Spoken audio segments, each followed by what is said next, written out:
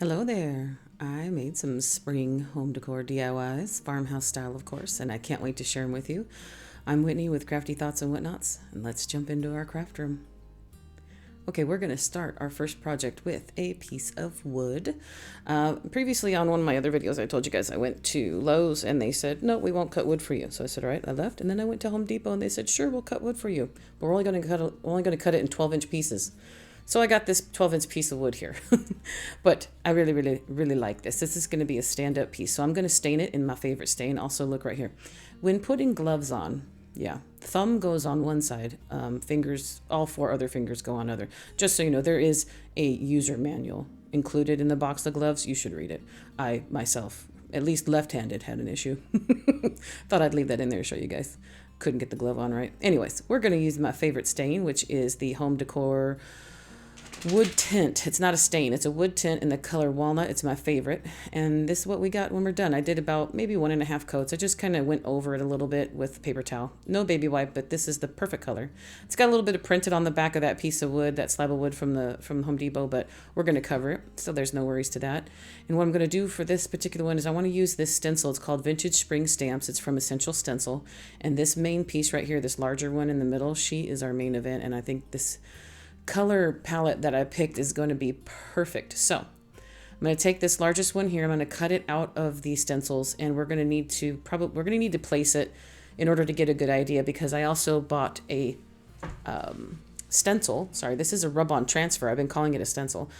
I bought a stencil from Essential Stencil at the same time I got this rub-on transfer, and I'm going to put this all around the wood, but I also need to make sure that I'm not putting the stencil where the rub-on transfer is going. So first off, I'm going to take some masking tape and I'm going to tape off the border so that I have at least a good 1-inch border around our entire piece.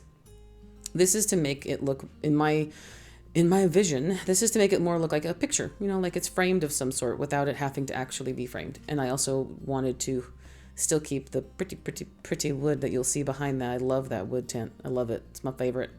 So what I'm doing here is I'm taking a piece of cardboard and I'm cutting it to the dimensions that our rub-on transfer will be for. I guess what I wanted to do was originally I was going to tape it down and then stencil around it, but the cardboard ended up being a little bit too thick. So for now, this is just for placement. This is just so I don't have to keep handling this transfer, because there is a risk of it. If it peel it and I touch it with my hands, I could mess this transfer up, because I've done that with many transfers, guys. I've done that a lot. So I have the piece that's about the size of our rub-on transfer, and then here is our actual stencil. It's a one-piece stencil. It's a 12 by 16, and it's called rattan pattern. Isn't this the cutest stuff? It's like those rattan chairs from back in the day. They're super, super popular. Everybody's grandma has them. My grandma used to have them. At least, let me know. This is what my grandma had in her house. Some people might still have it. It's all making a comeback. Everything from the 70s and 80s is coming back now. So everything I grew up with, I'm remembering quite fondly. So here's me realizing that the cardboard's a little bit too thick. And so I just drew around it with my pencil, and I'm going to use masking tape, and I'm going to tape off the edges. Now this I wanted to be this one took a little bit more it's a little bit more tedious, because I need to make sure that I'm only taping the size of our rub-on transfer. I don't want it to be too big, and then also I want to make sure that the stencil is even around. So I'm getting a box cutter out. I'm getting this is an X-Acto knife to get the tape out.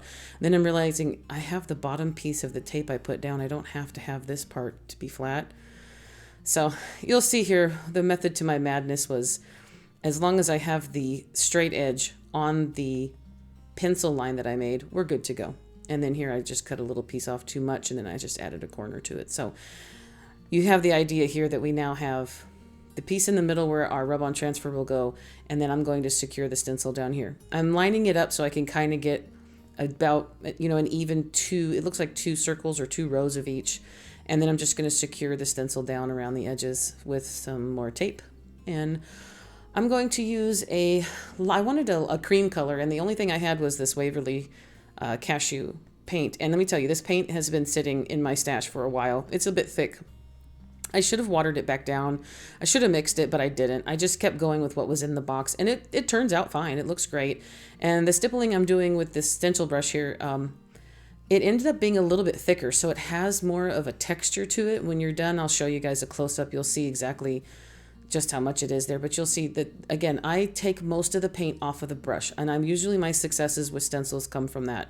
You load the brush up, and then you tap the majority of it out, and then you'll start to see how it is applied, and your comfort level will rise, and you'll see exactly how you hold. I'm holding it down as I'm stippling and basically tapping the brush on, and you'll see I never wipe or brush back and forth. I only tap up and down. I have never had success with going back and forth.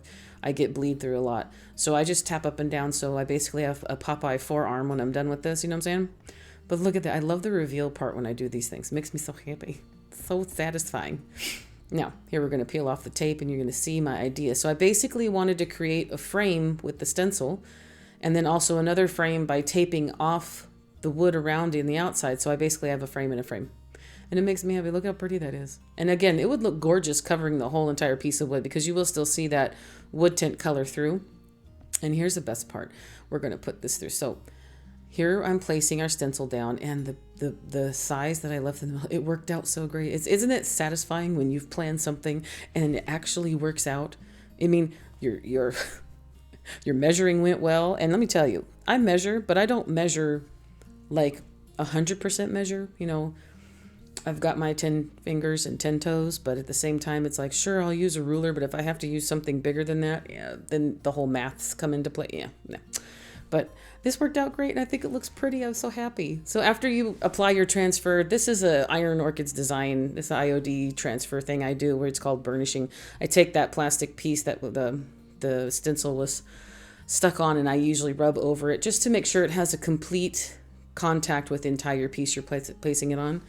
And now what we're going to do is we're going to wax everything. Now this is a DIY clear wax. I get my DIY products from miltonsdaughter.com. Everything is a Milton's Daughter. All DIY and IOD and some transfers and stuff. And now I applied the clear wax. We're going to use a dark wax because I want to control the aging. So what I did with the reason I put the clear wax on first is because the clear wax seals everything. And then I can control where I put the dark wax. If you place the dark wax on, the wood will accept it. The transfer will accept it. Even the paint below it from the stencil will accept it. And you might not be able to get some off. So I like to have that. I like to have a little bit more control in case I put a little bit too much in one area, and I just was using it to age it. Now this ribbon I've had in my stash for so many years. It's basically not obtainable, and yeah, if you want to look it up on Paper Mart, you can see if they have it, but they probably don't. I couldn't tell you. I've had it for more than 10 years. So what I have here is I'm going to just tie this around because this is going to help me cover that stamp in the back of the wood that I had there. And what we're doing is I'm just going to place a staple in the middle to secure the piece around, and I'm just going to tie a bow over it.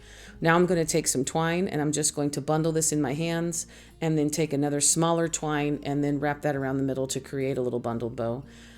Super cute, very farmhouse, very just kind of rustic, very sloppy. So the sloppy look is, by the time you're done, if you kind of do these things without uniformity, without care, by the time you get done, if everything matches, it actually looks very put together, very sophisticated, even though you're like, oh, I'm going to do this kind of sloppily. It looks like a bundled up, just a bundled, gathered piece. It's so great. And now my favorite go-to recently, I got this baby's breath here from Amazon. It's a plastic baby's breath. It's not like a silk at all, but it was a good price, and you get a decent amount of stems. So if you want to take a peek at that, my Amazon store is linked in the description and in the pinned comment below, so you can take a peek at that. Any purchases that qualify, I get a small commission, so helps support my channel, helps keep me going. If you want to take a peek at my Amazon shop, you can do so. Again, baby's breath, very affordable, and I've been using it on pretty much all these projects since I got it. These last few videos, you'll see me using this baby's breath. And I'm just tucking this in and around the bow. I'm cutting the pieces off of the actual stem here, and I'm just taking a little bit of hot glue, and I'm tucking them into any of the little nooks and crannies, any little pieces above and below and in between that bow, and that's it. I love the way it looks. You just put a little bit of spring in there, and the colors are all complementary, and it's just so gorgeous. And this is a good tabletop piece. Also, if you choose to, you could put a hanger on the back of it and put that on the wall, or maybe even tie some, secure some rope into it. Or if you're even better with the power tools, you could drill some holes and use it, put in some hangers. But I love this the way it is as a stand-up piece. Tell me your thoughts. Okay, so our second DIY here, we're going to take a couple candle holders from Dollar Tree. I've got this particular candle stick holder, very common, very popular. Dollar Tree carries them a lot. And then also this candle holder from Dollar Tree that I've seen at mine for probably, I don't know, a number of years. I have a few of them in my stash. So what we've done here is previously I have taken some E6000. Sorry, I totally had a little pause there. I saw something shiny and pretty. Take some E6000 because this is, in my experience, the only thing I can get to have glass secure. Starbond does not work. Starbond eventually, within like a week or two, it pops apart. So previously I have put these two together, so it's pretty solid. Now I'm going to paint them this gypsy green from DIY Paints. Also from miltonsdaughter.com. I mentioned previously I get all of my DIY products there. Take a peek at them. There is a link and a code in my description below. It is a wonderful place to get these goodies. Now, this color green is new to me, and I love every second of this green. It screams spring. It also screams my favorite color. I love leafy greens, but look, also I didn't slow it down. The way this stuff dries is amazing because this is it's a clay-based paint. So you have to seal it when you're done as well. But do you see how fast that dries? I love looking at that over on the transition. This is sped up about, I believe, 8 times. But again, it didn't take this long to paint this guy. And I did do 2 coats. But again, it does not take you long to do these things. So once it's all dry, this is what our piece looks like. And remember, we're going to be putting wax on it because you need to seal DIY paint, or you can reactivate it with water, which also makes distressing a little bit more fun and controllable too. So we're going to go back to the same stencil set, and I'm going to pick this pretty girl here to circle piece. It actually fits really good in the middle here. So I started in the middle, and then I pressed out around the outside, going around the outside to make sure that I got no bubbles or wrinkles in it. Very easy. They're very good quality stencils from Essential Stencil. I'd say probably on the same level as a DIY, I'm sorry, not a DIY, but as an Iron Orchid stencil. Very good stencil, very affordable from Essential Stencils also.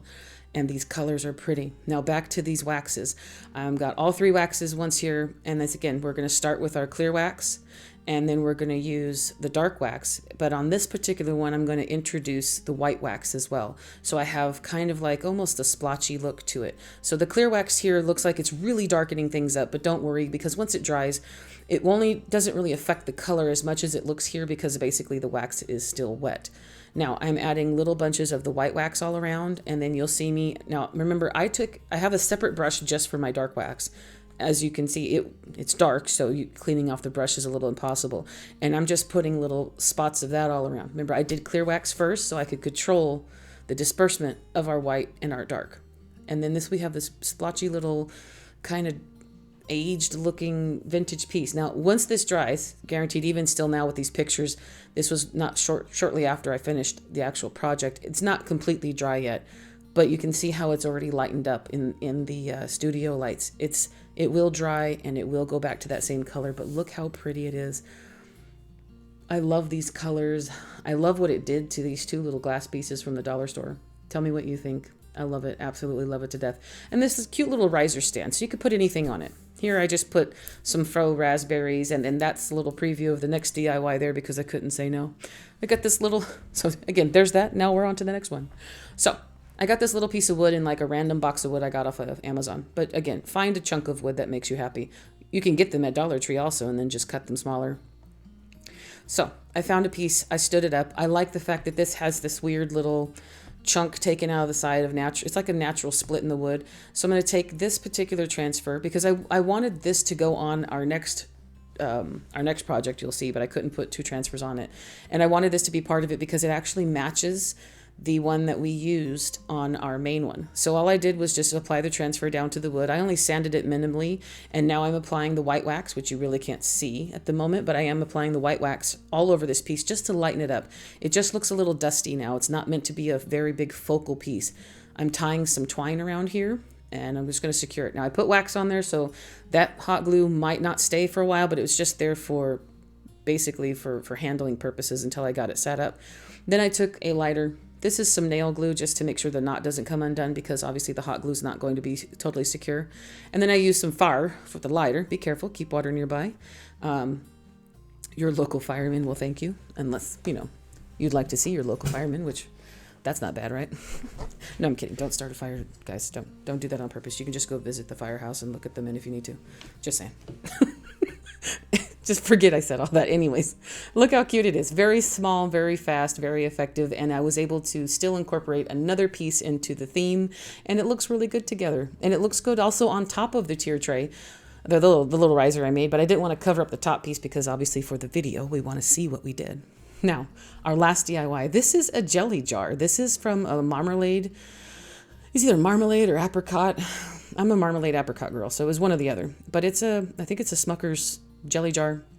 I used the lid a while back for another DIY. But in any event, we're taking the same gypsy green paint from DIY, and we're going to put 2 coats on this girl. Same as we did for the little riser. Here's the second coat going on. Now, see, the first coat looks a little splotchy. That's normal because it's glass. Don't worry. The second coat goes on, covers it 100% perfectly. Now, if you're going to distress it, you don't have to worry about perfect coverage. If you're going to scratch some of this off or make it, put another coat on top of it, obviously seal this first if it's DIY paint. But this is what we have when we're done. Nothing is sealed yet, but that's just 2 coats of gypsy green. Now, here you can see from our vintage spring stamps collection from Essential Stencil, I took these 2 smaller pieces here, and I wanted to put them together, but I didn't realize that my jar is actually a little bit smaller than I originally thought, which is why we created that small little wooden piece that you just saw previously. Now, all I'm doing is applying our Essential Stencil to the front of this jar. It is so simple and easy to go on. They're very thin. Here I was going to try to kind of like layer it, but I decided simpler, just stick with it, leave it as one, and we're done. Putting clear wax on, and now I'm coming like the same exact technique I did with the riser. White wax, and then I'm going to dabble a little bit of dark wax all around the edges. And it's with the dark wax, it's very, very minimally. I'm only taking just little tiny pieces of what's in that lid. Very small amount goes a long way. And here I took a paper towel so I could wipe some more off so you can see the effect you're getting. Now the clear wax is still very wet, so you'll see kind of like almost darker green spots. That's not the white or the dark wax. That is the actual clear wax, but it's still wet. And here's what we have when we're done. Now this is more dry than normal. It's not 100% dry with the wax, but we're handling it and we're going to continue working. So I have a piece of styrofoam here and I'm cutting it to fit inside of our jar. Put a little bit of hot glue in there. It may or may not stick. Glass and hot glue kind of don't talk. They were friends once, but they kind of don't. Like, they're like, it's cool. I tolerate you for a little bit, but then I kind of don't want to anymore. That's how those 2 talk. Just if you wanted to know, in my mind, the soap opera that happens between hot glue and glass, I felt the need to share that with you. So here I am taking pics of daisies from Dollar Tree and pics from a pick of boxwood from Walmart, and I'm just cutting them to fit and I'm placing them inside. Now I cut some of the daisies too short here, as you can see, so I grabbed some extra stems I had saved from previous bushes that I had cut apart, and I'm making them longer. So I'm just taking the flower pieces off of the pieces that I cut that were too small and placing them on new longer stems. I do that a lot. So again, try to keep just a few things around, maybe not too many, but I know it's hard to do that, at least for me, because I end up having a hoard of everything. I keep some of those stems around just for this exact reason. I cut them too short. I need a longer pick. Then I cut and tied some more of that jute cord around the top, and we're done. I only wrapped it around a couple times. This time I did not, burn the fuzzies off because I like the kind of ratty, tattered look to this. It's very, very, very country, very farmhouse to me. And again, the green leaves on this transfer and the aged look, it sings to my farmhouse, so it makes me so happy. I love her. She's so pretty. Tell me what you think. And also, you got any jelly jars, or am I the only one that keeps these things? I know you've said before in the comments, I've seen many about saving the same things I do. So tell me, jelly, salsa, you name it. Whatever came in it, it doesn't matter, because going forward, she's so pretty. It doesn't matter. It doesn't matter. Tell me your thoughts. So that was a quick little 4 DIYs for spring. I have so much more. I'm going to have Easter next, guys. I might be a little bit behind at the moment, but you're going to see a bunch of bunnies. You're going to see some eggs, and you're going to see lots of flowers and lots of pretty farmhouse happiness. Just a lot of just happy spring, frilly, flowery, girly, good stuff. You know what I'm saying? I love it. Makes me happy. So I have more and more planned. So no worries. I know this one was a little bit separated from my last video. Been a couple weeks, but I'm here. I'm still going, and I'm not going anywhere. I promise you that. You guys are my fuel, and I appreciate you coming here and being with me every week. But tell me what you think. I love this set. I love how the colors all turned out together. I mean, I had sort of planned it because I knew I got that new paint from miltonsdaughter.com. That gypsy green is gorgeous, and I knew I was going to do a lot with that, but apparently I only painted 2 things. But I love it. I love it. I love it. I love it. Tell me what you think. So I have a coffee page. So if you learned anything from me or you like my DIYs, consider dropping a donation there. It helps my channel keep going. I will also be having my DIYs for sale there, so you can pick a few up if you want to do that as well. With all that being said, I love you more than I could possibly say in words. Many hugs. Happy crafting, and I'll see you in the next video. Bye-bye for now.